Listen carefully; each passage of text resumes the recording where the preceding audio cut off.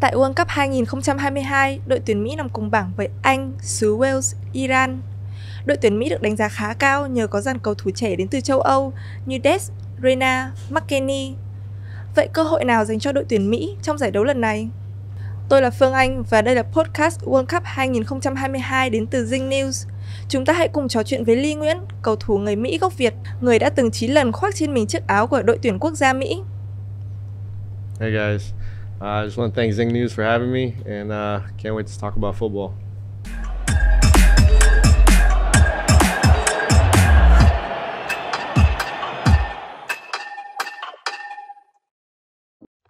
First of all, can you evaluate the strength of the US team in the tournament? Yeah, I think the strengths of the U.S. is, they're young. They've always been a team that is fit and, they're always going to fight to the end. And so I think, this team is not only young, fit, a little naive. And so I think that's on their side. They think they can beat anybody. And so I think that type of belief can be very good in a tournament like this. I know a lot of people who expected on the new young star from the Europe. Do you think that they will help American to be appreciated more than before? Yeah, I think, we have a lot more players that play at top clubs in Europe, and so the experience should help them. Even though this is a lot of their first World Cup, I think these players, they played against big players already, and so they're not going to be afraid. But this is going to be a good test for our team because this is their first World Cup. In the past, US have a lot of famous stars, but they only can play for the mid-range team. Do you agree with that? Yeah, I think, now we have a lot more Americans that play in Europe for big clubs. Yeah, that's right. And before, I think there wasn't as many, but I think only now because there's more respect for American players in the world for football. And I think it helps because, our league in the U.S. is growing. It's one of the best leagues in the world now. Yeah. Scouts from all over Europe, they come to watch players in MLS. And even now, young players, they want to sign in MLS because they know if they play well, they can go to Europe.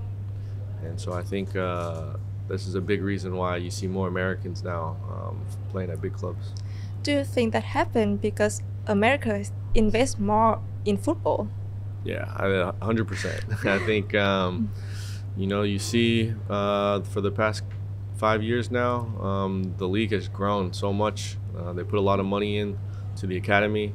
They put a lot of money into the stadiums, the clubs, all the clubs that have top facilities. And even like now the stadiums, they all very just for football. And so this is why the football has grown so fast in America. I heard that US already chose a famous coach from Europe, but then they changed their mind. So what do you think about that? Yeah, I think, this is normal in football. I think before, they had Bob Bradley, and then they went to Jurgen Klinsmann, and then even they tried Bruce Arena for a little bit, and then now Gregg. And I think what's good about Gregg is he has his own philosophy, a way of what he wants to play, and it's evident, in the national team.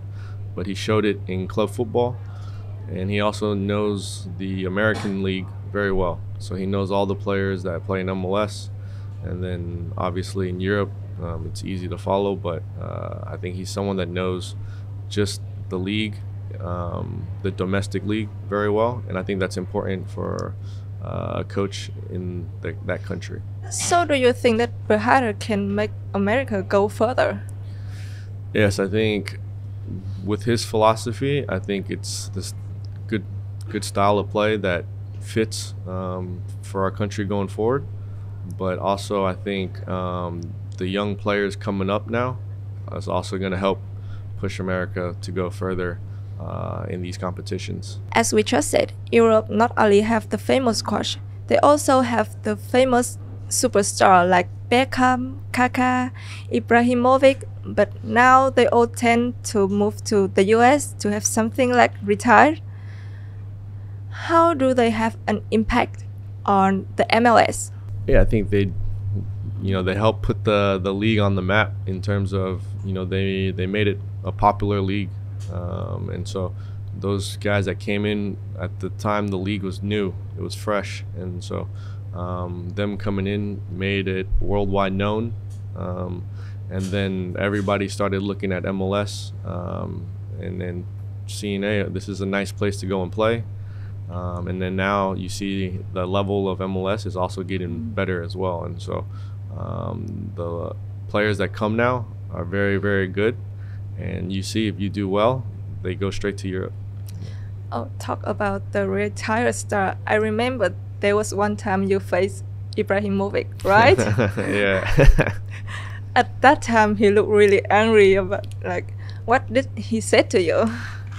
Yeah, I think we got into it because he made a foul, and I told him, "Hey, look at the scoreboard," because we were winning that game, and he wasn't happy because he had to run a lot and chase us, and so no, it was a good moment, and I remember they got it on a picture of it, and yeah, I'll never forget that moment because he was a player I really looked up to too, and so it was fun to be able to share the field with him.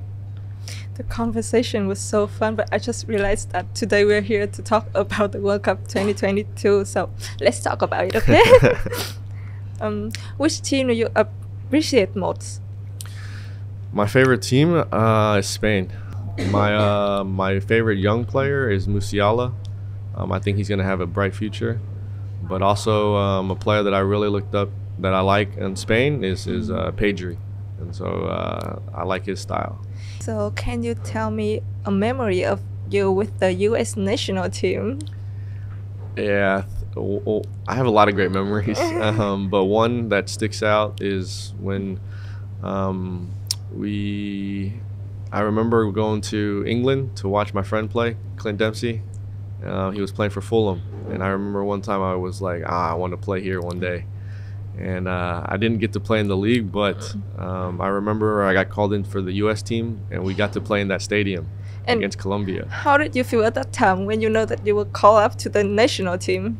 Yeah, it's a proud moment. And, you're happy, and you're also proud to be able to represent, your country and play with the best players in that country. It means a lot. But I know that you choose to come back to Vietnam, right? Yes. So, what made you make that decision? Yeah, I think, it's something that I've always felt, Vietnam was a part of me. And so it was a decision that I've made to come back, not just once, but 2-3 times already. And, I have a lot of love for this country, a lot of love for the fans here. And I've made a lot of great friends with my football time here as well. So, if you were called up again by the U.S. national team, will you still hold up your decision, come back to Vietnam? Yeah, I mean, if they call, yes, there was always a part of me that wish I could be a part of the Vietnam national team here and help contribute to this country. And so but it's always going to be a dream, and so if it ever was possible, yeah, it'd be great. But in my opinion, I think even when you play for another team, another country, but when you have the chance, you can show out to the world that you're Vietnamese, so everyone will know that Vietnam has such a good player like this. So that still make Vietnam proud of you. Yes, no, I always, no matter where I go, where I play, I'm always, proud of where I come from and where my parents are from. And so, I have a lot of love for my Vietnamese heritage. And I always carry the name on my back very proudly. I remember that you have returned to village 2 times already, right? So what is the difference? Yeah, for me,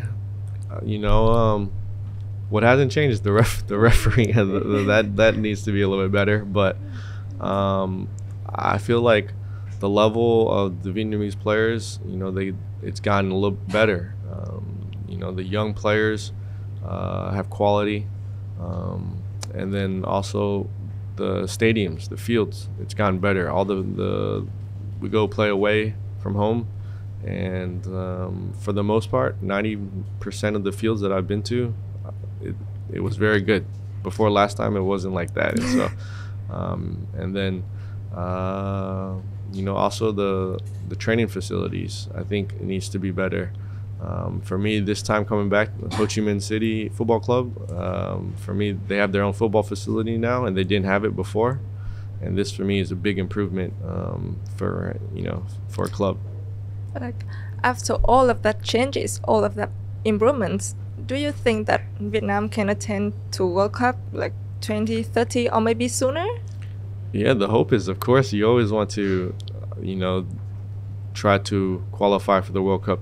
And I don't know why 2030, they should try to go for 2026, you know. And so I think, you know, the goal should be to qualify every time. And, you know, the standard you see in the World Cup, Japan, Korea, that's the standard, right, to compete. And so I think we should look to those clubs or look to that country. Why are they successful? But because their league, the domestic league, is very strong. And so we should try to see what's successful there and see if we can't duplicate it here. Yeah, I'm hoping that like Vietnamese can change it and then can attend to World Cup soon too. Yes, that's what I hope for. Yes, I have confidence that, you know, soon hopefully they'll qualify. But you know, each and every year you see belief, you know, because the team gets better, and so, you know, hopefully the next stage in 4 years, maybe Vietnam has a big chance. Yes. Thanks you for your sharing. We have a really nice conversation. Yes, no, thank you.